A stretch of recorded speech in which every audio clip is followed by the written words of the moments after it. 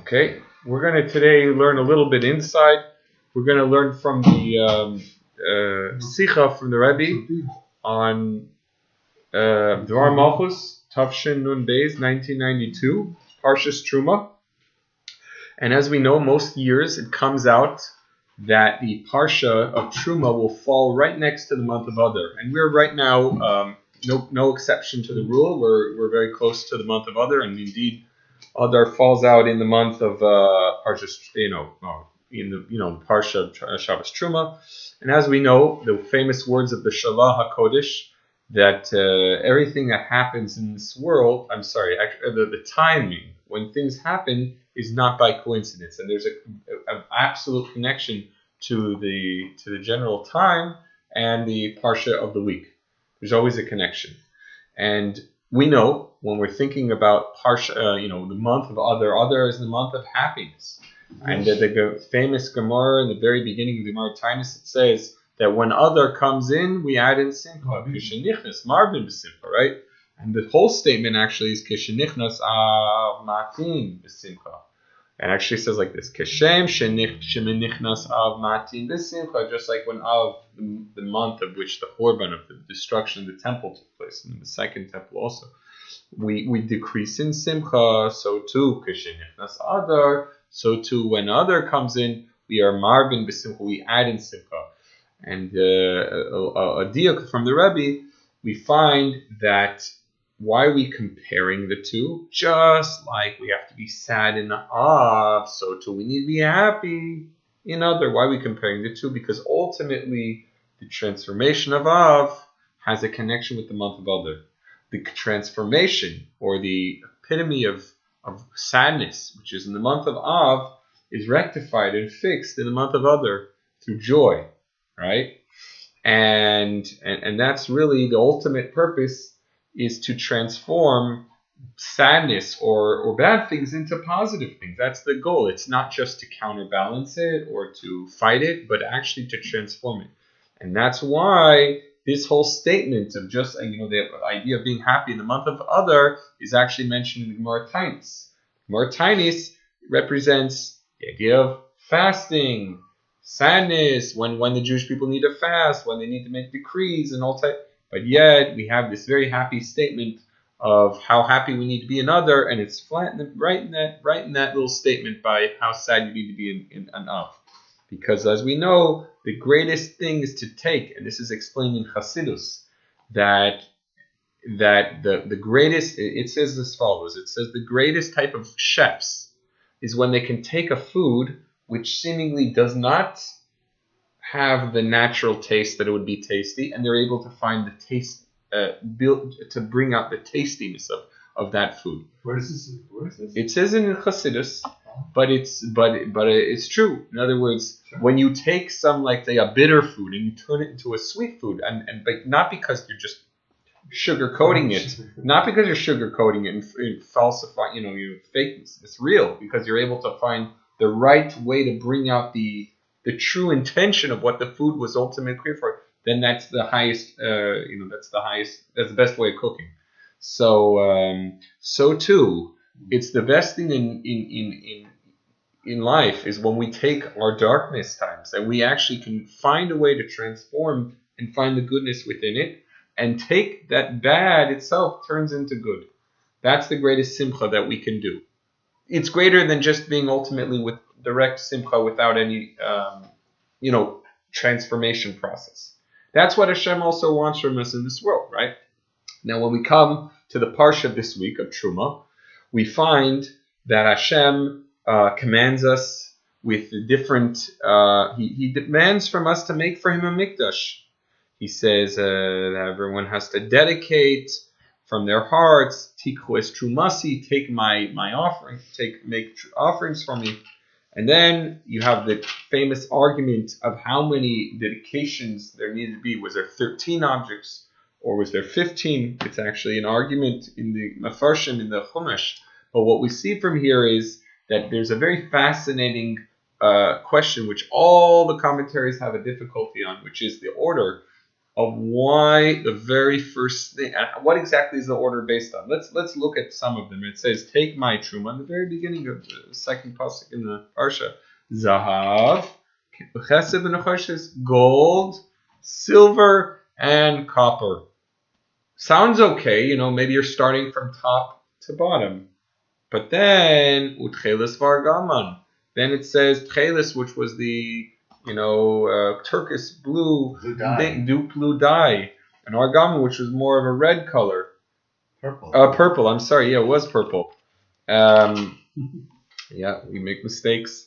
The tola shani and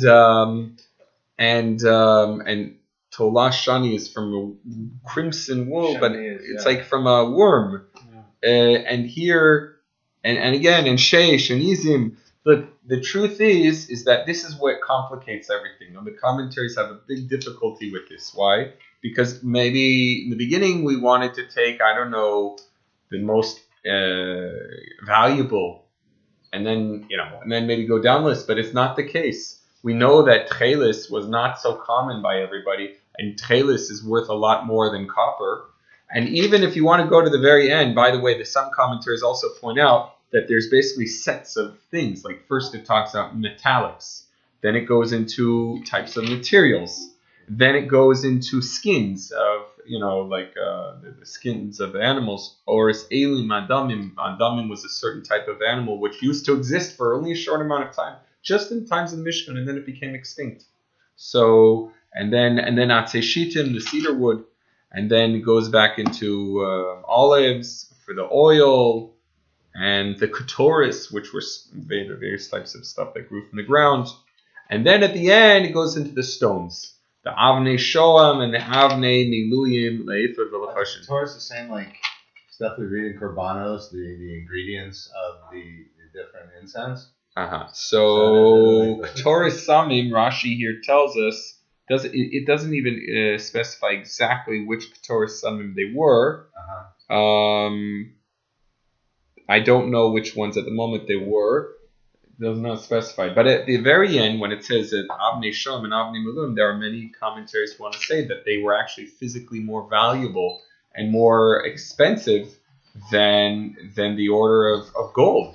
Some one commentary, I think I believe it's the Ibn Ezra explains that Avnei Shaim and Avnei Mulim are more valuable than even gold in price. That's not even today. Like, what's saffron by weight? Kakamon in the That's in the Korbanos. Yeah. It's more than gold today by weight. Yeah, by weight, for sure. For sure. Yeah. So that's the problem. We don't know what exactly is the order here. What's going on? So there is the famous explanation given by Rabbeinu Bachaya. He says, why did we start off with gold? Rabbeinu Bachaya was written by the author from he was one of the medieval commentaries. He also wrote the famous book called the book on Bitachon, the book on having trust in Hashem. Chovat Levavot, that's right. He did? Duties of the heart. Yeah. Right. Yeah. So he says, okay, the reason why we chose gold in the beginning was because we want to start off with to show everybody that the Chet Egel, it was not, they still have, Hashem will forgive them. And he's saying, gold, use gold, the first thing it mentions, use gold. To show us that we're mechaper and Hashem is not holding it against us.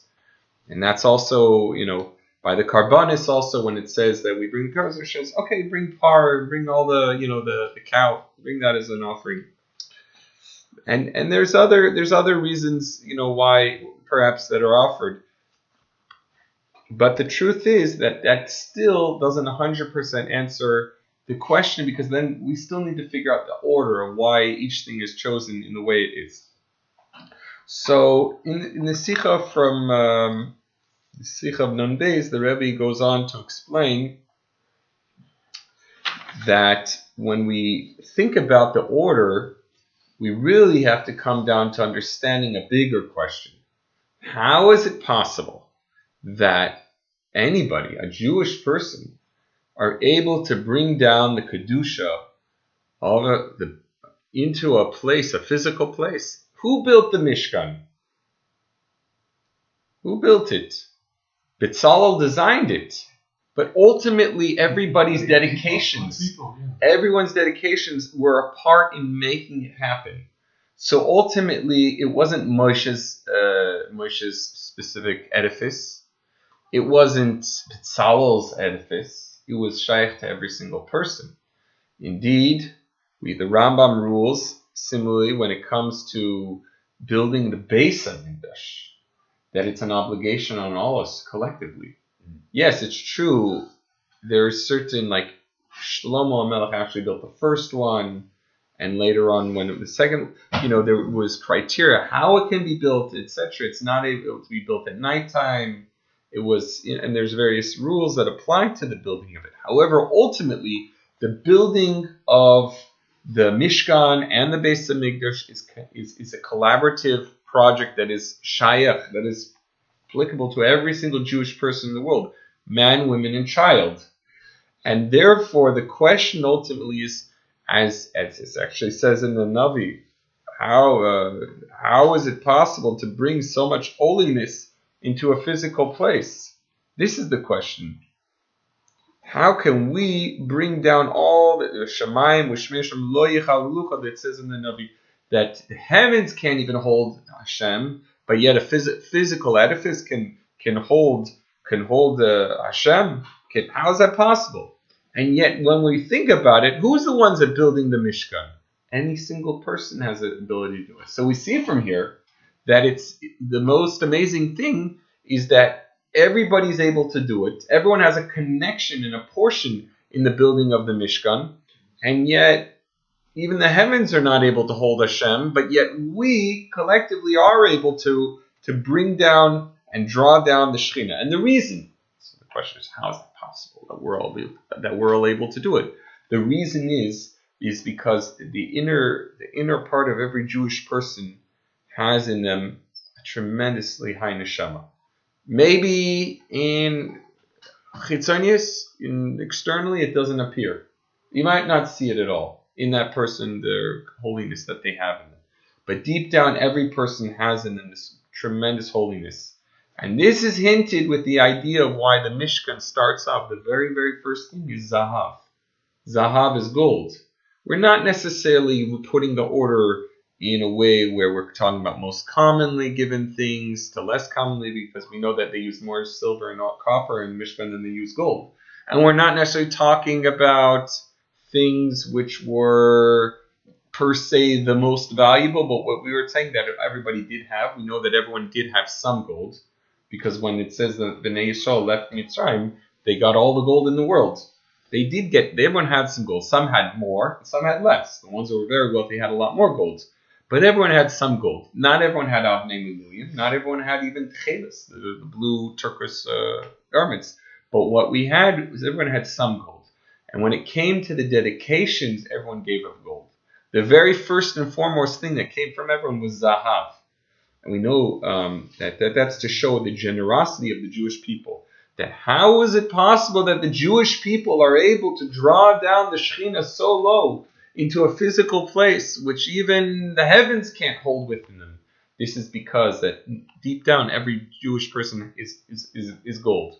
Whether it's apparent or it's not apparent, whether you can see in them or you don't, this is ultimately the idea of how we were able to accomplish the building of the Mishkan. Because we have in ourselves gold. This is what we're all about. I have something to say about the gold. That if the gold is representative of the connection between the Eibusher and the Hashem of the Yid, it's very interesting because the value of the spices by weight is higher than the gold. Right. But there's a problem with the spices, and maybe even a problem with the dye of the Gilasam. Cinnamon and cardamom, all this stuff can lose its potency over time. You can't store it forever like gold. Gold has an everlasting value. So if you give me cloves from 5 years ago, spikenard from 6 years ago, not so valuable anymore. But the gold has a constant value that won't diminish over time, won't go bad, won't tarnish over time. Anyway, so this is a very good point that you're mentioning how it lasts forever, and the gold is something which was showing our ultimate everlasting importance, which can't be rusted or ruined. The word gold stands for zahav in Hebrew, stands for ze hanosin bori.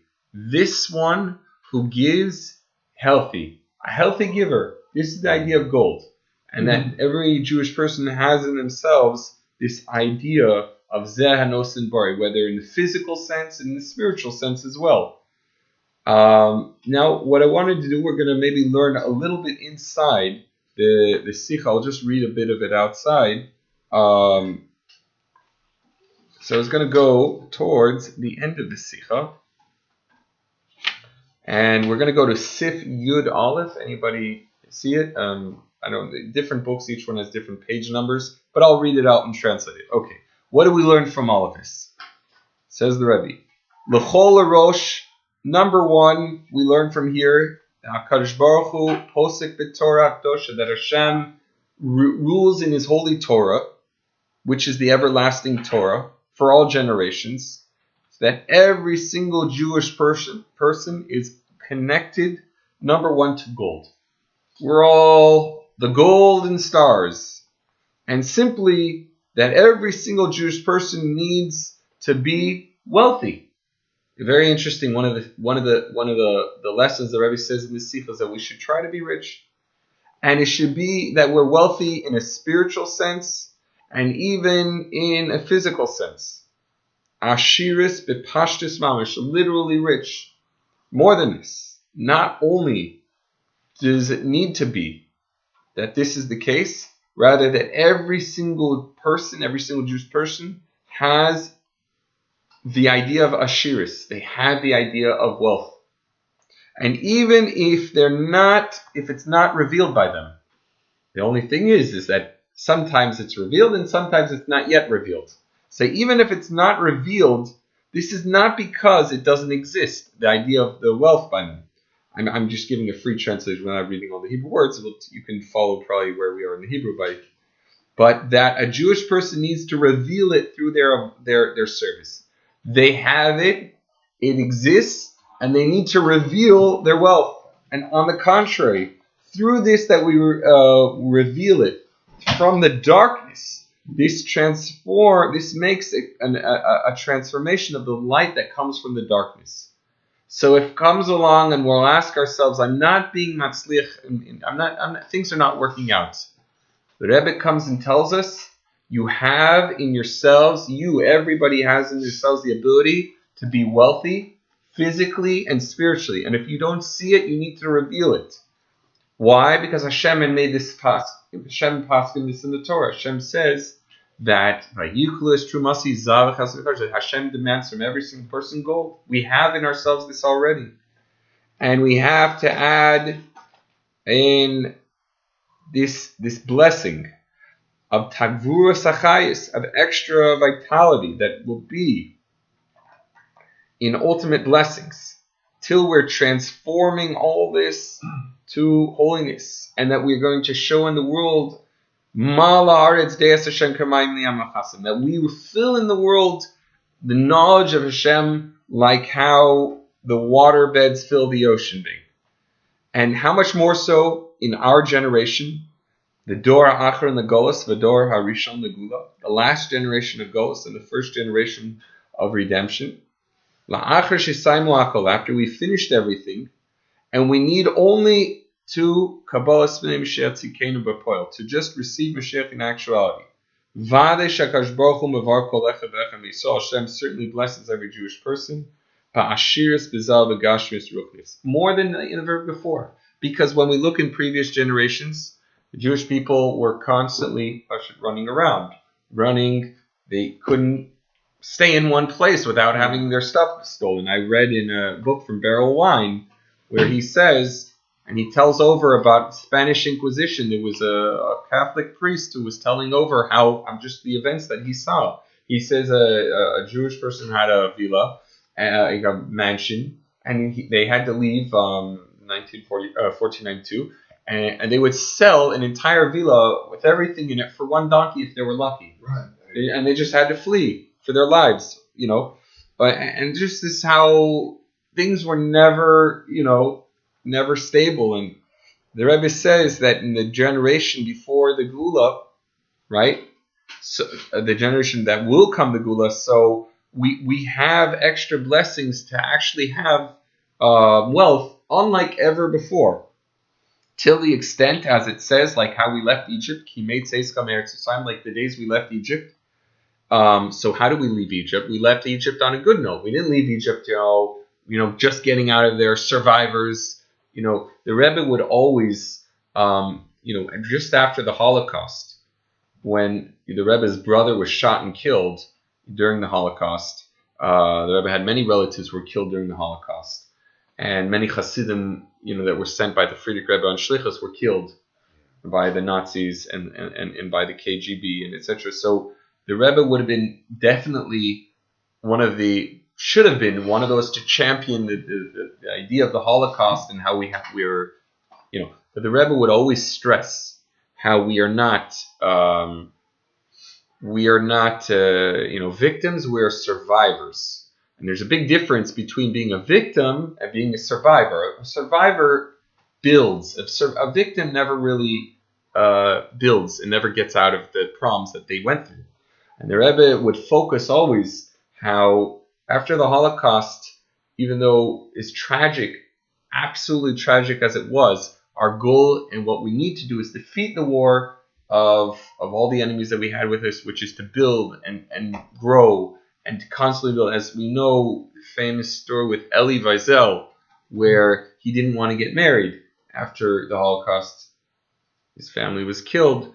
The Rebbe told him, we need more Vizhnitzers, because Elie Wiesel was a Vizhnitzer Chassid, or was connected to the Vizhnitzer Chassid. He said, we need more Vizhnitzer Chassid. He's like, okay, can also be different Chassidim, but he wanted him to get married, and he did. Mm-hmm. He did, and he sent him a big bouquet. The Rebbe sent him like a massive bouquet of flowers. You see in another video, Elie Wiesel told all this over on the day of his wedding, and constantly when people would go and speak about how, putting, the Holocaust in the Haggadah, it's not the place to put it. This isn't, we have to focus on growth, and not that we don't remember it, but our focus, Some people had sent a Haggadah to the Rebbe and they put some sort of prayer on the Holocaust. The Rebbe said it wasn't proper to have it in the Haggadah. And the idea really behind all this is that as we come closer to the actual redemption, we start seeing blessings manifest, which we never really had before. But the way to do it is to do action, to reveal in ourselves the potential that Hashem is giving, particularly as we come closer to the days of Mashiach. And just like how we left Egypt, we didn't leave as victims. We left not only as survivors, but we left as champions, right? The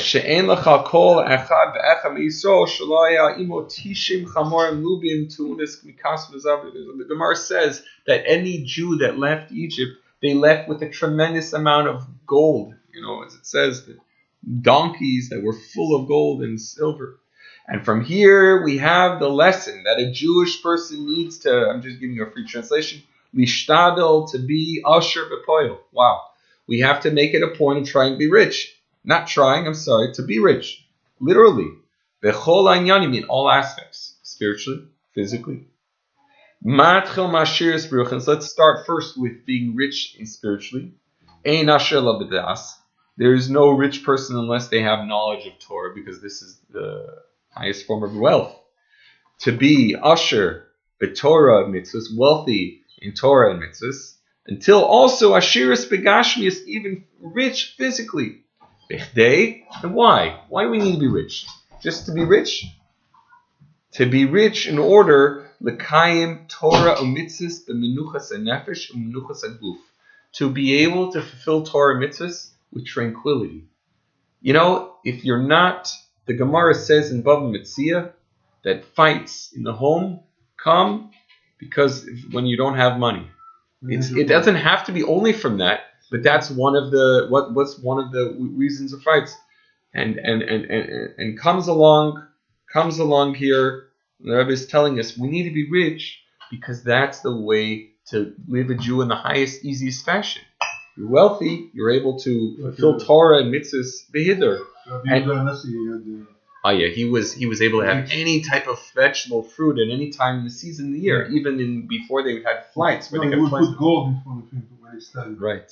What did he do? Put gold, just to make him feel good. So wow. The Holy Caesar had a lot of stuff too. He was known for the Rebbe Marash also was very into. It was also like Malchus. Yeah, by the other Rebbe we didn't see this as much, but by the Rebbe Marash it was very.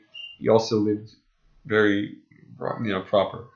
You heard about the Rizner though? They said the Rishner, he had a golden robe or something. A gold. Maybe a cane. Silver cane. Did he have a silver cane? The golden sword is garments. Something very fancy. Yeah. So, and all this. And then the Rambam, and then he says, as a psak din from the Rambam, that he brings from the laws of Hilchos Tshuva. And I mentioned last time that when one has, when we do Torah mitzvahs, Hashem needs to provide us in a way that we should be able to do it properly, right? And therefore, He has to take away our daigos, our worries. If a person is constantly worried, where's going to be tomorrow? How I'm going to survive? Then their mind can't possibly put themselves properly into Torah and mitzvahs to the highest fashion.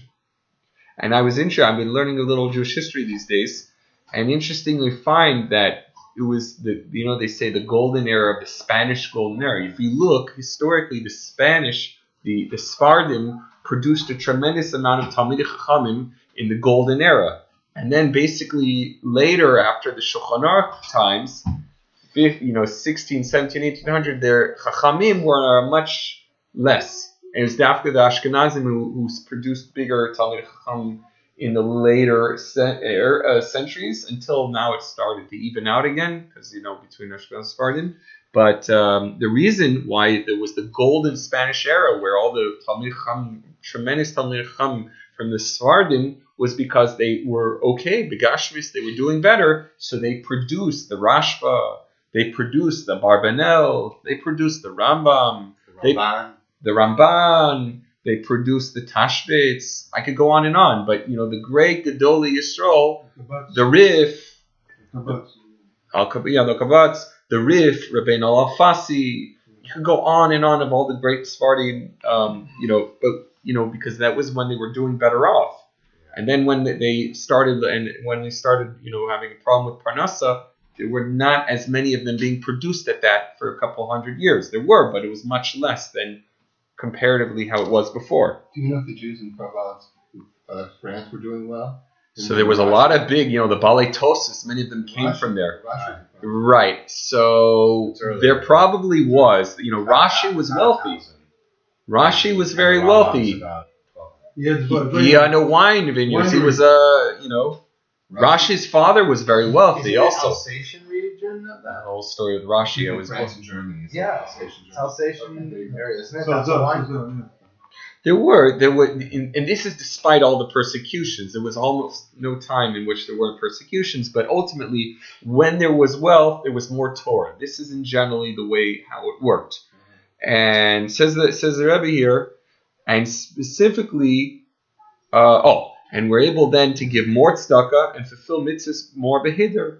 Behiddur lifnim behiddur. More money, you can fulfill mitzvahs and have even more honor to give to Hashem. And b'chalal the natzos ashiris, to take advantage of the wealth of gold and silver and copper, all that. Kedelasis mebeisa prati mishkan mikdash Hashem, to make from your own home a mishkan for Hashem, because it says ultimately we also mikdash v'shakanti b'seichem, make for me a mikdash.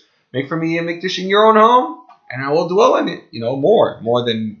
It's interesting the Rebbe says that because in 1492 the Spanish started the Inquisition. But that's also when they sent their shluchim to the New World. Right, you're right. Columbus, Cortez, and the rest. Right. And they got a lot of gold and silver here. The biggest formation of capital that mankind had ever known. But because they were also doing Inquisition and kicking out all the Jews, they weren't able to keep it. most of that gold didn't stay. Wherever there were Jews in the country Yeah. is a fact. Wherever there were a lot of Jews in a country, the country did much better off. Countries where there's hardly any Jews usually are not so safe. But where they mistreated them, they And weren't not able, so they weren't well able to to hold do. the gold. Exactly. It's incredible. This is It's throughout like- history. In the US, the Jews are doing well, so the country is doing well. Yeah. It flowed to other royal areas like Germany and England, and they ended up being the beneficiaries of Spain's capital formation. Spain is still a third world country today in Europe compared to the other ones, and it's still not quite recovered. I don't think. There was a rabbi decree that was put out when they were kicked out of Spain that they cannot go back to Spain. Now it's not clear exactly how long the Gzeira was put for. Was it, just the Torah, for example, says you can't go back to Egypt. Yeah. Look how, Egypt is, okay.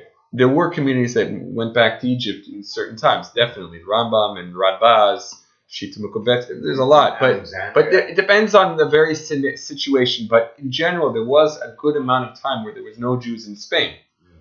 Today, it's a very small amount. And even the amount of Jews that are there are for outreach purposes. If there's rabbis that are there, or shluchim that's for outreach purposes, they're not there to call, hey guys, let's come back to Spain. And they're giving Spain tried to get Jews to come back. they're giving a right to return. They didn't want. Nobody wanted to go back. It's They're not so giving popular. citizenship. Citizenship. Portugal's Nobody fine, was it's the same. Nobody's jumping in line to There's go. a few. There's not so many. Right. Yeah, the rest of them.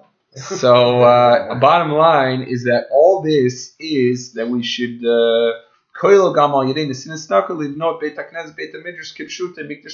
that we have this, we build shuls and everything. So this is the purpose. Wealth is for the purpose of taking to make a mikdash, in our own homes, our own lives, in our minds, in our social lives, in everything, and to bring the yofi, the beautifulness of Torah. And Mrs. Rebbe says it's all existent, especially as we come close to times of Mashiach, but we need to reveal it in ourselves. And va'od ve'ikr, this is on the good days. Most importantly, in the idea which is right now, as man grama times that we are in, b'niyas beis hamikdash hashlishi bepashtus. This is about rebuilding the third temple. What are we going to do? How do we build the third temple? So, la'achri kol hapirushim. Look, we have a lot of different commentators and commentaries on the pasuk of Asuli Mikdash Shachanti B'Sechem. Build for me a mikdash and I will dwell in it. So there's some that say, Hashem will do it. Some that say it'll be done through the Jewish people, Mashiach, right? There's also, says the Rebbe, Koilel HaPirish B'Tei Kol Echad Echad. We also have the simple interpretation that means in every single person you should build a mikdash in yourself. We know that no pasuk leaves its literal meaning. Number one, l'chol harosh, the simple meaning is halacha l'maaseh, a practical halachic ruling. Shal b'nei Yisrael mutal achiyah libnot et Beit HaMikdash. The Jewish people have an obligation to build the Beit HaMikdash. And regarding us, what is the intention? Libnot et Beit HaMikdash hashlishi, to build the third temple. Bepashtus mamish, literally. Kipsakt in the Rambam, like the ruling of the Rambam. The Rambam where? In the Laws of Malachim. He writes, Shu yivna idei Mashiach tzikain. It's going to be built through Mashiach. As the Rambam writes, Bana mikdash ben koimim. Mashiach will build the base of Mikdash in its place, which is in Yerushalayim, right? Pi divra Rambam. And based on the Rambam's words, he says also, Hakol chayvin livnois. Everyone is obligated to build the Mikdash, as we said earlier. That it's not just the men's mitzvah, it's not the women's mitzvah, it's not the children's, it's everybody's mitzvah. Ulasad ba'atzim money, they have to help finance it or give towards it or build or give their abilities, their talents towards it. Men, women, and children, right? Just like it was in the mikdash in the desert. So it's understood that also by the third base mikdash that every single person needs to participate in their dedications, men, women, and we can also say even little children, as it was by the Mishkan, that they have to participate to help rebuild the third temple. I mean, specifically in this generation, where we've already chinchu ve'hergilu yeladim yehudim tanim, we've already educated children, little children, Mamshichim bezeh, to start giving tzedakah. And in addition to this, that they become shluchim to give tzedakah, that they give also their money, which is given to tzedakah. And we know that it says the gadol gedolah tzedakah shemakreves segula, that when you give tzedakah, it brings closer the redemption. And this is also is a preparation, of course, and for the sake of building the mikdash. But the Rebbe is saying, it's got to be kipshute, literally. So, it's got to be through Mashiach, but it can happen at any moment. The main thing, we have to be ready. That's, we have to give tzedakah. The Rebbe is saying we got to be rich in order to be ready to help and do all those things, right? And in addition to all this, there is also the lesson, this is in Yud Gimel, that as we come to the month of Adar, that we have to be Mishenichnas Adar Marbim B'Simcha. As Adar comes in, we have to add in joy. And this is in general, besides the fact that we anyway have a mitzvah in the Torah that we have to be with Simcha, Yivdu as Hashem Simcha, Adar, in the month of Adar, how much more so?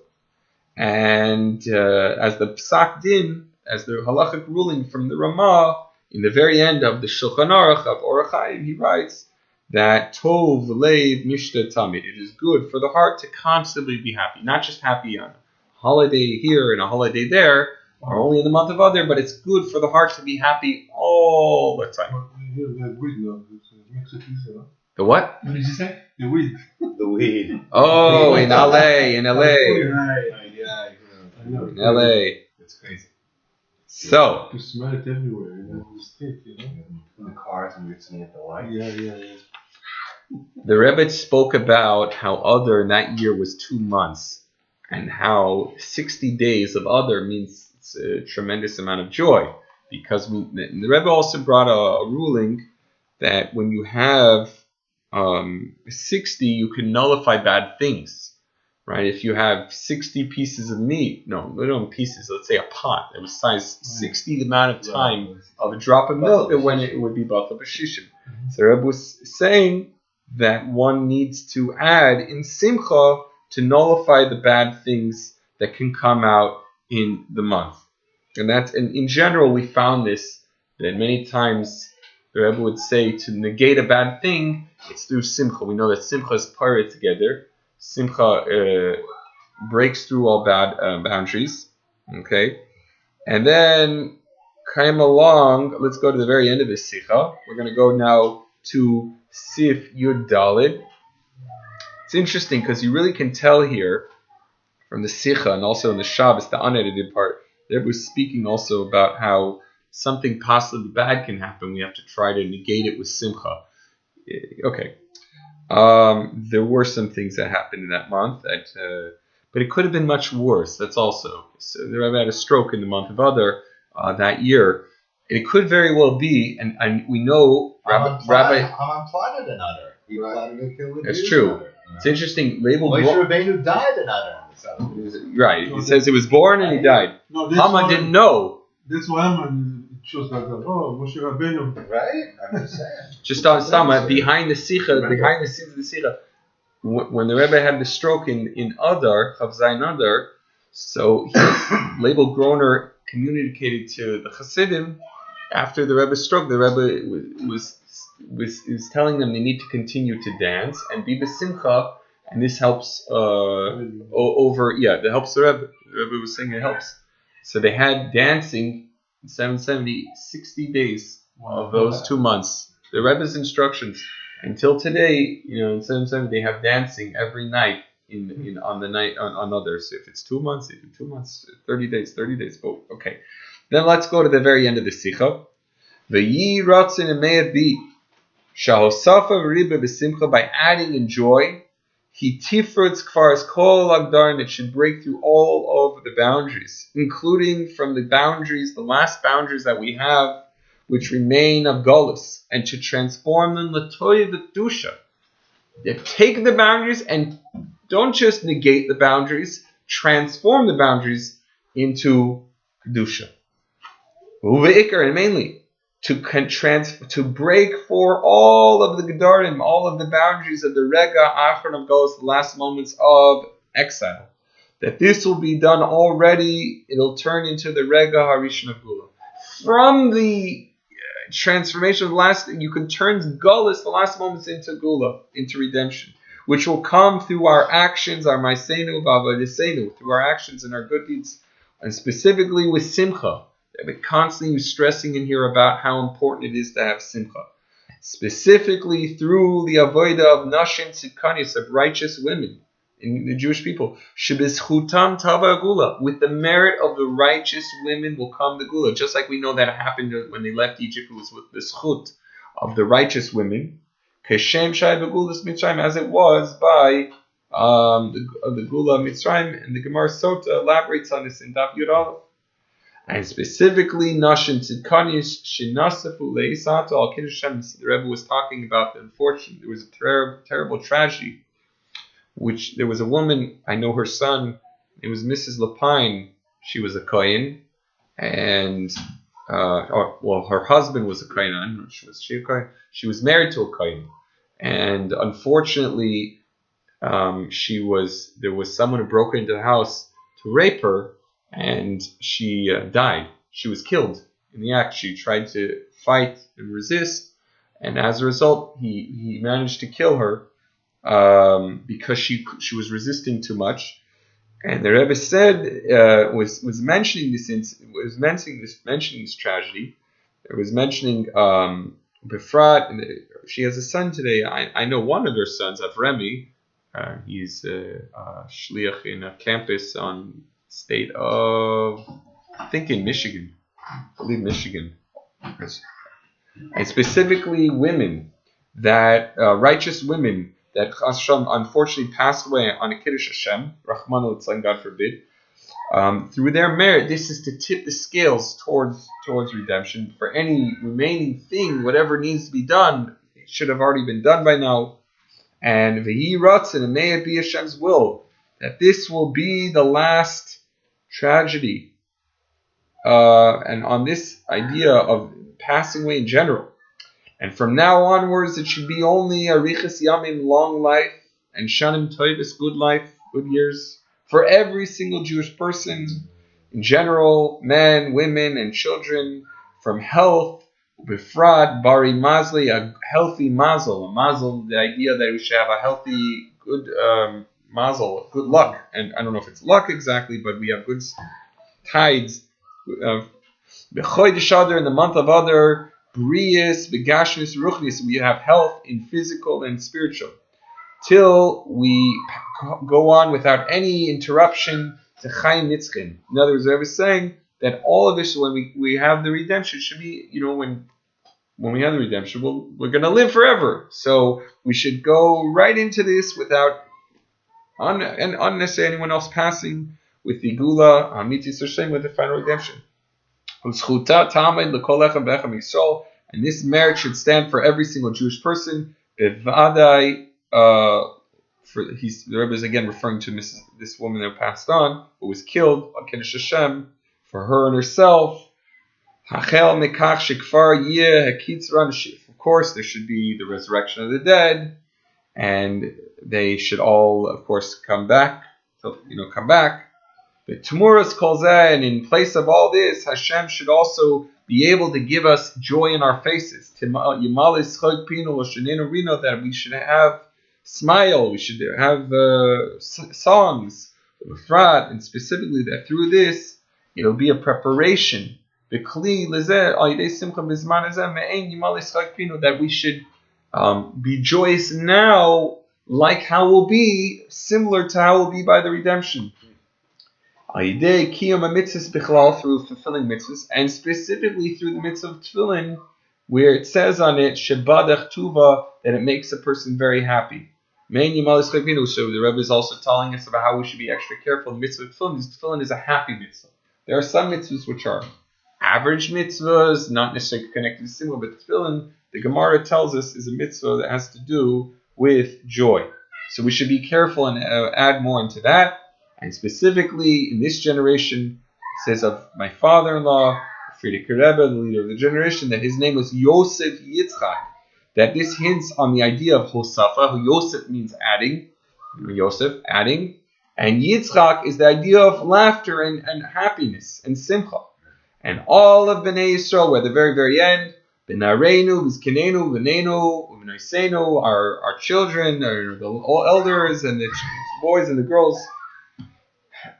Together, they should go together with their kesef and their zav, with them their silver and their gold, together with all of the Beit HaKnesset and the Beit Medrash of Chutzlarts, of the diaspora. Nothing to worry. If you built a beautiful shul, it's going to go with you. Holchem la'eretz HaKodesh, to the Holy Land, to Yerushalayim HaKodesh, to Yerushalayim, Har HaKodesh, to the Holy Mountain of, Har Moria, right? To the Beis Hamikdash Hashlishi v'Hameshulesh Tegniyan Marish. It should be mamish now. They say a joke. They say a story that there was once somebody who came to.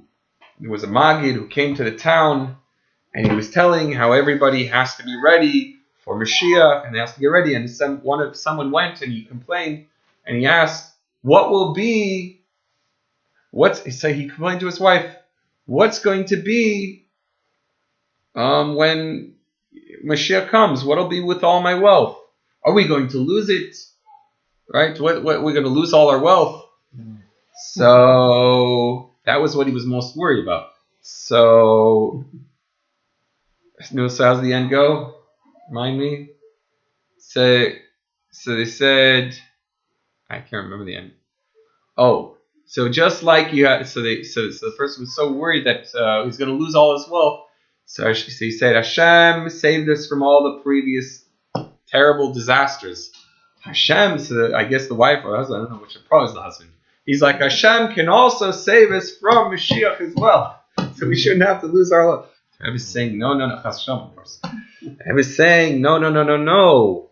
Wealth is not a thing which is in opposition to Mashiach. Wealth is actually something which is pro-Mashiach.